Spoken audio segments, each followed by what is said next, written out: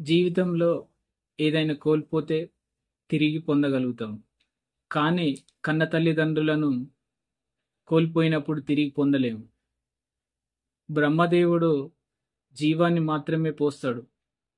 కానీ కన్న తల్లిదండ్రులు జీవితాన్ని ఇస్తారు. మనమేం చేస్తున్నాము? వాళ్ళని తీసుకెళ్ళి ఓల్డ్ ఏజ్ హోమ్‌లో ఏస్తున్నాం. లేదంటే కనీసం వాళ్ళకు ఒక పూట తిండి పెడతలేము. వాళ్ళకు సేవ చేయలేకపోతున్నాము. అంటే రేపు మీ పిల్లలు గూడా మిమ్మల్ని అదే పరిస్థితి జేస్తారు, గుర్తుపెట్టుకోండి. ఇంకా వాళ్ళు ఒక ఏజ్‌కొస్తారు. ఏజ్‌కొచ్చిన తర్వాత చిన్న పిల్లల మాదిరిగానే మాట్లాడతారు. వాళ్ళని అర్థం జేసుకోకుండా తిట్టడము, ఇష్టం వచ్చినట్టు బూతులు మాట్లాడడము. ఇంకా ఏమంటారు మీదికెళ్ళి, "నువ్వు ఏం సంపాదించినవు? ఏమన్నా ప్లాట్లు సంపాదించినవా? ఏమన్నా భూమి జాగాలిచ్చినవా? నిన్నెందుకు చూసుకోవాలని" అంటారు. కానీ వాళ్ళు భూమి జాగాలు ఇయ్యనవసరం లేదు. నిన్ను కనడమే అదృష్టమని భావించుకొని కళ్ళకద్దుకొని చూసుకోండి. కానీ ఈ రకమైన ఇబ్బందులకు గురి చేయకండి.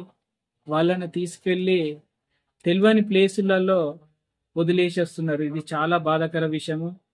మన కన్న తల్లిదండ్రులు, మన పిల్లలు మంచిగుండాలని ఆస్తులు అమ్ముకొని, భూములు అమ్ముకొని అమెరికాకో, ఆస్ట్రేలియాకో, ఇతర దేశాలకు పంపిస్తే కనీసం చనిపోయినప్పుడు గూడా వాళ్ళ చివరి చూపు గూడా చూడలేకపోతున్నారు. అంటే ఎంత దరిద్రమైన ఆలోచన ఇది చూడండి. ఇప్పుడు చనిపోయిన తర్వాత కొంతమంది ఏం జేస్తారు?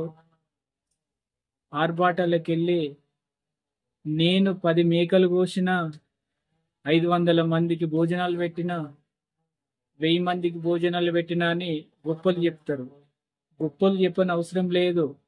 వాళ్ళకు దగ్గరుండి వాళ్ళకు సేవ చేయండి. వాళ్ళు బ్రతికున్నప్పుడు కనీసము ప్రేమతోటి మాట్లాడి వాళ్ళకు బుక్కెడు అన్నం పెట్టండి. అంతే. రేపు మీ పిల్లలు గూడా మిమ్మల్ని అదే పరిస్థితికి తీసుకొస్తారు.